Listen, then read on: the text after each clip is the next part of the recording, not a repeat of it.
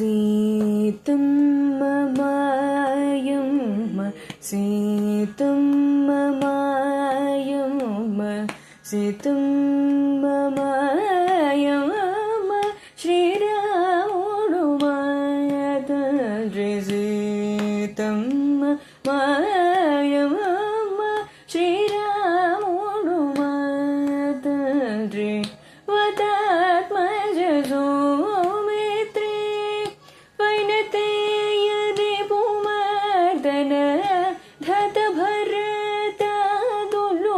సోదరులు మాకు మనసా సీతం మాయం శ్రీరాముడు మాతండ్రి సీతం మాయం.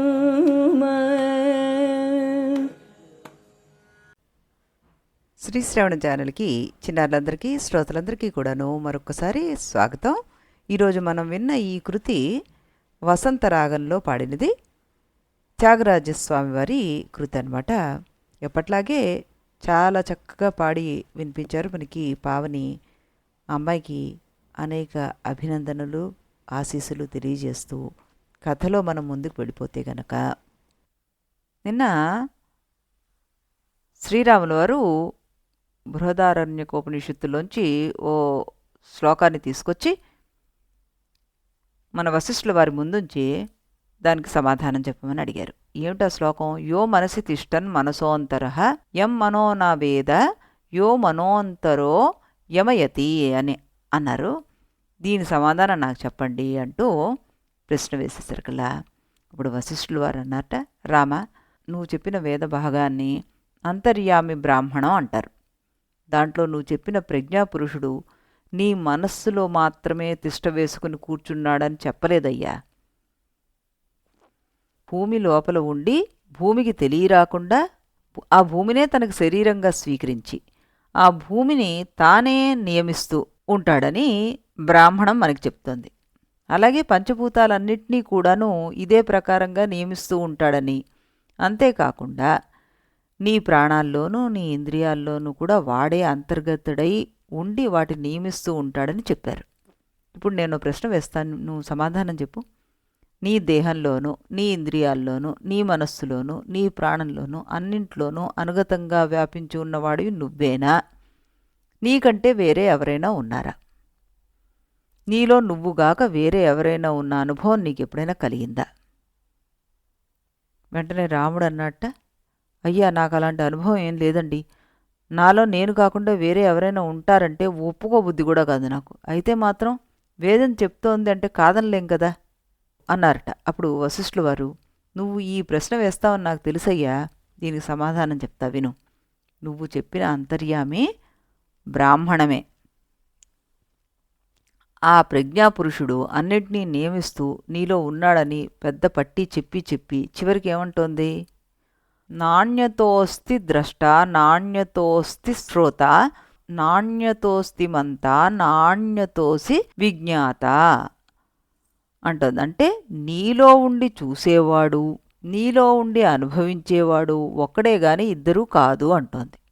అందుచేత నువ్వు అనుకుంటున్నట్లుగా ఈ అంతర్యామి బ్రాహ్మణం నీలో నీకంటే భిన్నంగా వేరే జ్ఞాత ఉన్నాడని చెప్పడం లేదయ్యా. పైపెచ్చు నువ్వే ఆ ప్రజ్ఞావంతుడివి అని చెప్తోంది. రామా, దీన్ని బట్టి ఏమిటి తేలుతోంది? ప్రజ్ఞాత్మ అని, విధి అని రకరకాల పేర్లు పెట్టి మీరంతా పిలిచేవాడు వేరెవడో కాదు, నువ్వే. నిన్ను ప్రేరేపణ చేసుకునేది నువ్వే. ఈ మాట కాదంటే మరో చిక్కు కూడా వస్తుంది. ఏమిటంటావా? సరే, వాదన కోసం నిన్ను ప్రేరేపించే ప్రజ్ఞాత్ముడు వేరే నీలో ఉన్నాడు అనుకో. వాడు ప్రేరేపిస్తున్నాడంటే వాడు స్వతంత్ర చేతనుడు. నువ్వు వాడి చేత నిరంతరం ప్రేరేపింపబడుతున్నావు అంటే నువ్వు చైతన్యం లేనివాడివి. నీ అనుభవంలో నువ్వు జడానివా చైతన్యానివా? నిస్సంశయంగా నువ్వు చేతనవే కదా, నువ్వు చైతన్యానివే కదా. కానీ నువ్వు చేసిన వాదం వల్ల నువ్వు జడ పదార్థం అని తేలిపోతుంది. ఈ గందరగోళం ఎందుకు వచ్చిందంటే నీలో వేరే చేతనుడు ఒకడు ఉన్నాడని నువ్వు భావించినందువల్ల వచ్చింది. కనుక ఈ భావన తప్పు అన్నట్ట. వెంటనే రాముడు, అయ్యా, నన్ను వేరొకరు ప్రేరేపించినంత మాత్రాన నేను జడాన్ని అయిపోవాలని నియమం ఏమిటి చెప్పండి అసలు? గొల్లవాడు గోవులను తోలుకెళ్ళిపోతున్నాడు. ఇక్కడ గొల్లవాడు చేతనుడే, గోవులు చేతనాలే. అలాగే అంతర్యామి నన్ను తోలుకుపోతూ ఉంటాడు. అయినా నేను చేతనుడే కదా, అంటే నాలో చైతన్యం ఉంది కదా, ఇందులో తప్పేమిటి అన్నట్ట. అప్పుడు వశిష్ఠులు వారు, రామ, సరిగ్గా నిర్వచనాలు తెలుసుకుని మాట్లాడితే ఈ చిక్కు రాదయ్యా. చేతనుడు అంటే ఏమిటి చెప్పు అసలు? ఎవడికైతే స్వతంత్రమైన క్రియాశక్తి ఉంటుందో వాడు చేతనుడు. స్వతంత్రం అంటే ఏమిటి? ఎవరైనా సరే ఒక పని చెయ్యాలి అంటే వాడికి కొన్ని క్రియాసాధనాలు ఉండాలి. ఆ క్రియాసాధనాలు వాడు చెప్పినట్లుగా వింటూ ఉంటే వాడు స్వతంత్రుడు. అలా కాక ఆ సాధనాలు ఇష్టప్రకారం వాడు నడుచుకుంటూ ఉంటే అస్వతంత్రుడు వాడు. ఎలాగంటే, నువ్వు రాజువి, నీకు పక్క రాజు మీద యుద్ధం చేయాలని అనిపించింది. కానీ నువ్వు ఒక్కడవే యుద్ధం చేయగలవా? నీకు సహాయకులు కావాలి, మంత్రులు, సేనాపతులు, సైనికులు కావాలి. నువ్వు ఆక్రమణ్ అనే అరుపు అరవగానే నీ మంత్రులు, సేనాపతులు, సేనాలు అందరూ ముందుకు దూకి యుద్ధం చేస్తున్నారనుకో. అప్పుడు ప్రజలంతా నిన్ను, ఈయన చాలా స్వతంత్రుడండి, ఈయనకి ఎవరి సలహాలు అక్కర్లేదు అంటారు. నువ్వు ఆక్రమణ్ అనగానే నీ సైనికులు నీ దగ్గరకు వచ్చి, మహాప్రభో, ఇప్పుడు యుద్ధం చేయడం మంచిది కాదు, మాకు పండుగలు వస్తున్నాయి, తర్వాత యుద్ధానికి వెళ్దాంలేండి అని వాదించేశారనుకో. అప్పుడు ఆ ప్రజలు, ఈ రాజుగారు స్వతంత్రుడు కాదండి, సైనికులు చెప్పినట్లుగా ఆయన నడుచుకోవాల్సి వస్తుంది, స్వతంత్రంగా ఏ నిర్ణయాలు తీసుకోలేడు అంటారు. కాబట్టి రామా, క్రియాసాధనాల మీద పరిపూర్ణమైన అదుపాజ్ఞలు కలవాడే స్వతంత్రుడు. అలాంటి స్వతంత్రమైన క్రియాశక్తి కలవాడే చేతనుడు. అప్పుడు రాముడు అన్నట్ట, గురుదేవా, కొంచెం ఆగండి. మీరు చేతన పద నిర్వచనంలో వెళ్లే ముందు నాకు అసలు స్వాతంత్ర్యము అన్న దాంట్లోనే, ఆ నిర్వచనంలోనే నాకు సందేహం వచ్చేస్తుంది. ఏమిటంటే, తన యొక్క క్రియాసాధనాల మీద పూర్తిగా ఆధిపత్యం ఉండడం పేరే స్వాతంత్ర్యం అని మీరు అంటున్నారు. నాకేమో ఈ నిర్వచనం అంతగా రుచించడం లేదు. ఏ సాధనాలతోనూ పని లేకుండా తనంతట తానుగానే పనులు చేసుకునేవాడే స్వతంత్రుడు అని చెప్తే బాగుంటుందని నా అభిప్రాయం అన్నట్ట. అంటూనే ఇంకా ఊరుకున్నారంటే ఆయన ఇంకా అన్నట్ట, ఓ సూర్యుడు ఉన్నాడు, ప్రకాశించడానికి ఆయన సహాయం ఎవరిదైనా తీసుకుంటాడా? తీసుకోడు కదండి. ఆయన స్వతంత్రంగానే ప్రకాశిస్తున్నాడు కదా. సృష్టికర్త అయిన భగవంతుడు ఉన్నారు. ఈ పంచభూతాల్లోనూ సృష్టి చేయడానికి ఆయనకి ఎవరి సహాయం కావాలి? ఆయనే స్వతంత్రంగా సృష్టి చేస్తున్నాడుగా. అలాంటి వాళ్ళనే స్వతంత్రులు అనాలి. కానీ ఏవేవో సాధనాలను ఉపయోగించుకుని రాజులు మొదలైన వాళ్ళు స్వతంత్రులు అనడం బాలేదు ఇక్కడ. కనుక స్వతంత్రం అనే పదానికి ఏ క్రియా సాధనాలు లేకుండానే పనిచేసేవాడు అనే నిర్వచనం చెప్తేనే బాగుంటుందన్నట్ట శ్రీరామచంద్ర వారు. చాలా లోతులోకి వెళ్ళి మాట్లాడడం మొదలుపెట్టేస్తున్నారు ఆయన కూడా. గురువుగారికే తన అభిప్రాయాన్ని స్పష్టంగా తెలిపేశారు. దాంతో వశిష్ఠుల వారు సంతోషించారట. సంతోషించి శిష్యుణ్ణి చూసి, రామా, లోతుగా ఆలోచిస్తున్నావు, అది మంచిదే, కానీ నువ్వు ఉపయోగించే ప్రతి పదాన్ని నిర్వచనం చేసి ఉపయోగించాలయ్యా. నువ్వు స్వతంత్రం అనే పదానికి కొత్త నిర్వచనం చెబుతూ సూర్యుని ఉదాహరణ కింద ఇచ్చేసావు. సూర్యుడు ప్రకాశించడం అనే క్రియను స్వతంత్రంగా చేస్తున్నాడు అనేసావు. స్వతంత్రం అస్వతంత్రం మాట తర్వాత చూద్దాం. అసలు ఈ సూర్యుడు ప్రకాశించడం అనే క్రియను నిజంగా చేస్తున్నాడా? అసలు అది తెలియాలి అంటే అసలు నీకు క్రియ అంటే ఏమిటో తెలియాలి. నువ్వు బాగా ఆలోచించు. లోకంలో ఎన్ని రకాల క్రియలున్నాయో అవన్నీ బాగా ఒకసారి నెమరు వేసుకో. ఈ క్రియలన్నిటినీ జాతులు జాతులుగా విభజించుకుని చూసుకో. క్రియాజాతులన్నిట్లోనూ కామన్గా మనకి ఏముందో పరిశీలించి చూడు. ఈ కామన్ ఫ్యాక్టరే క్రియ అనే దాని యొక్క మూల రూపం అవుతుంది. అవునా? ప్రపంచంలో ఎక్కడైనా సరే ఏదైనా ఒక పని జరిగింది అంటే అక్కడ కదలిక ఉండాలి. అంటే క్రియ జరగాలంటే ఒక కదలిక ఉండాలి. దీన్నే మనం స్పందన అంటాం. స్పందన లేకపోతే క్రియ అనేదే లేదు. ముందు మనస్సులో స్పందన రావాలి. మనస్సు ద్వారా ఇంద్రియాల్లో స్పందన రావాలి. ఇంద్రియాల ద్వారా పనిముట్లలో స్పందన రావాలి. అప్పుడే ఒక క్రియ జరుగుతుంది. కనుక క్రియ అంటే నిర్వచనం స్పందనే. నువ్వు చెప్పిన సూర్యుల్లో ప్రకాశించడం క్రియ అయితే ప్రకాశించడం కోసం అతను స్పందిస్తూ ఉండాలి, అంటే కదులుతూ ఉండాలి. అలా జరుగుతుందా? పోనీ జరగట్లేదు. పోనీ ఉదాహరణ, ఓ దీపం తీసుకుందాం. దీపం ప్రకాశిస్తోంది అంటే ఆ దీపం కదులుతోందా? దీప జ్వాలలోని అణువులు స్పందిస్తున్నాయండి అంటావేమో. ఈ సందర్భంలో ఆ మాట చెల్లదు నాయనోయ్. ఎందుకంటే మనం ఉదాహరణ తీసుకునేటప్పుడు ఆ వస్తువుని ఏ దృష్టితో తీసుకుంటున్నామో ఆ దృష్టితోనే మాట్లాడాలి. ఇక్కడ దీపము సూర్యుడు అన్నప్పుడు లోకసామాన్యంగా ఉండే దీపాన్ని సూర్యుడిని ఉదాహరణగా తీసుకున్నామే తప్ప రసాయనిక శాస్త్రంలో కాంతి శాస్త్రంలోనూ ఉండే సూర్యుడిని ఉదాహరణంగా తీసుకోవడం జరగడం లేదు. కనుక నువ్వు చెప్పిన సూర్యుడు కానీ దీపం కానీ ప్రకాశించడం కోసం ప్రత్యేకంగా కదలికను పొందడం లేదు. కనుక నువ్వు చెప్పిన సూర్యుడు ప్రకాశించడం అనే క్రియకు కర్త కాడు. మరి ఈ కర్త ఎవరు? ఇక్కడ మరో అంశం ఉంది. ఇక్కడికే వాదన అయిపోలేదు సుమా. ఇప్పుడు విను. కొంచెం ఆర్గ్యుమెంట్ కోసమే మనం సూర్యుడు ప్రకాశించడం అనే క్రియకు కర్తగా ఉన్నాడని అనుకుందాం. లోకంలో ఏ కర్తకైనా సరే కొన్ని అంతర్గత సాధనాలు, కొన్ని బహిర్గత సాధనాలు ఉండాలి కదా.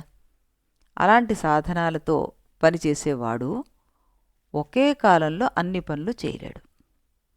అంతేకాక వాడి యొక్క పనితీరు వాడి యొక్క సాధనాలను బట్టి మారిపోతుంటుంది. ఒక్కోసారి సమర్థవంతంగా పనిచేస్తాడు, మరోసారి చేయలేడు. ఇది ప్రపంచంలో ఏ కర్తకైనా తప్పదు. ఈ వాదం ప్రకారం సూర్యుడు ప్రకాశన క్రియకు కర్త అయితే వాడు కూడా తన సాధనాలను బాగుంటేనే బాగా ప్రకాశిస్తాడు. అవి బాగాలేకపోతే తను బాగా ప్రకాశించలేడు. అంతే కదా. ఇది లోక విరుద్ధమైన మాట కదా. ఈ గందరగోళం ఎందుకు వచ్చింది? సూర్యుడు ప్రకాశన క్రియకు కర్త అనుకోవడం వల్ల వచ్చింది. కనుక ఇక్కడ సూర్యుడు కర్త అన్నమాట తప్పు. రాముడు అన్నాడు వెంటనే, ఏమని, మీరు ఎన్ని చెప్పినా ప్రకాశన క్రియకు సూర్యుడు కర్త కాకపోతే ఇంకెవరండి అంటూ అడిగాడు. రామా, నువ్వు జాగ్రత్తగా వినవయ్యా.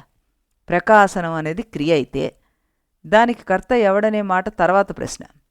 సూర్యుడు ప్రకాశించడం అనేది క్రియే కాదని నేను చెప్తున్నాను. ప్రకాశించడము సూర్యుని యొక్క స్వభావం అంటాను. స్వభావం వేరు, క్రియ వేరు. క్రియకు స్పందన ఉండాలి, స్వభావానికి స్పందన అక్కర్లేదు. ఈ స్తంభం ఇక్కడ ఉంది అన్నా అనుకో, ఉండడం అనేది ఆ స్తంభానికి స్వభావమే తప్ప ఆ స్తంభం చేసే క్రియ కాదు అన్నట్టు వశిష్ఠుల వారు. అంతే, రాముడికి గందరగోళం మరింత ఎక్కువైపోయింది. మరి లోకంలో పెద్దలంతా సూర్యుడు ప్రకాశిస్తున్నాడు అని క్రియాపదాన్ని ఎందుకు ఉపయోగిస్తున్నారండి అంటూ ప్రశ్న వేశారు. దానికి సమాధానంగా వశిష్ఠుల వారు అన్నారు, ప్రయోగిస్తున్నారయ్యా, అది లోకులు వాడే తేలిక మాట తప్పితే లోతైన మాట కాదని చెప్తున్నానా. అసలు సూర్యుడు ప్రకాశిస్తున్నాడు అనే మాట ఎలా వచ్చింది అంటావా? లోకంలో మనకు ఒక వస్తువు కనబడాలంటే సూర్యుడు పక్కన ఉండాల్సిందే. సూర్యుడు ఏమీ చేయక్కర్లే, ఒట్టిగా పక్కన ఉంటే చాలు ఆ వస్తువులన్నీ ప్రకాశిస్తాయి. సూర్యుడు లేకపోతే అవి ప్రకాశించవు. ఈ విధంగా వస్తువులన్నీ ప్రకాశించడానికి సూర్యుడి యొక్క సన్నిధి కారణమవుతోంది. కనుక సూర్యుడి సన్నిధిలో వస్తువులు ప్రకాశిస్తున్నాయి అని చెప్పాలి. అలా చెప్పకుండా లోకులు సూర్యుడు ప్రకాశిస్తున్నాడు అని చెప్పేస్తున్నారు. అందువల్ల ఇక్కడ ప్రకాశిస్తున్నాడు అనే క్రియాపదం ఉన్నప్పటికీ సూర్యుడిలో ఏ క్రియ కూడాను లేదు. తన చుట్టుపక్కల్లో ఉన్న వస్తువులన్నింటినీ నిరంతరం ప్రకాశింపజేస్తూ ఉండడం సూర్యుడి యొక్క స్వభావము. దానికోసం ఆయన ఏ పని చెయ్యక్కర్లేదయ్యా అన్నారు వశిష్ఠుల వారు. రాముడు అయోమయన మొహం పెట్టేశాట. అప్పుడు, రామ, నువ్వు కంగారు పడకు. మనం స్వతంత్రం అంటే ఏమిటి అని విచారం చేస్తున్నాం కదా. ఏ పనిముట్లు లేకుండా పనిచేయడమే స్వతంత్రం అని నువ్వు అన్నావు. దానికి ఉదాహరణగా నువ్వే సూర్యుడినిచ్చావు. ఈ ఉదాహరణలో సూర్యుడు చేసేది పనే కాదని ఇప్పుడు నిరూపణ అయిపోయిందా లేదా?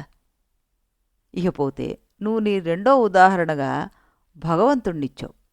దాని గురించి మనం విచారిద్దాం అని కాసేపు విరామం తీసుకున్నారు. మరి మనం కూడాను ఇప్పుడు సూర్యుడు స్వతంత్రుడు అన్నది తేల్చేసుకున్నాం.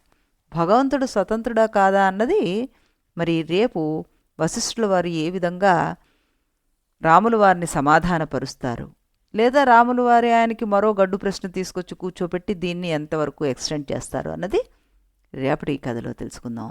అంతవరకు మనం కూడా ఆలోచిస్తూ రేపు మళ్ళీ ఇదే సమయానికి ఇదే ఛానల్లో రాముల వారి స్తుతితోటి ప్రారంభించి మళ్ళీ మనం ఈ విశ్లేషణని వింటూ వెళ్దాం. జాగ్రత్తగా మనం కూడా ఆలోచిస్తూ వెళ్దాం. అంతవరకు సెలవు.